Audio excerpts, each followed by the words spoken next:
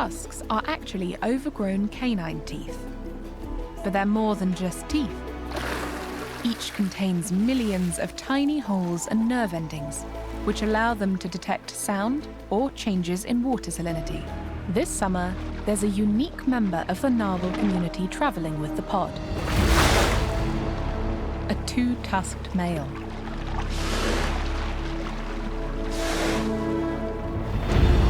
It is exceedingly rare and has never before been filmed.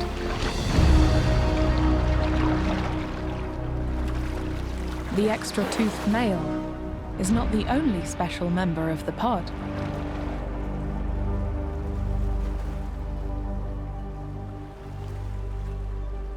New calves only know the island's ice-free water of summer.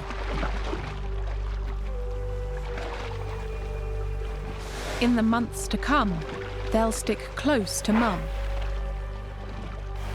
and learn to navigate the extremes of Baffin's constantly changing environment.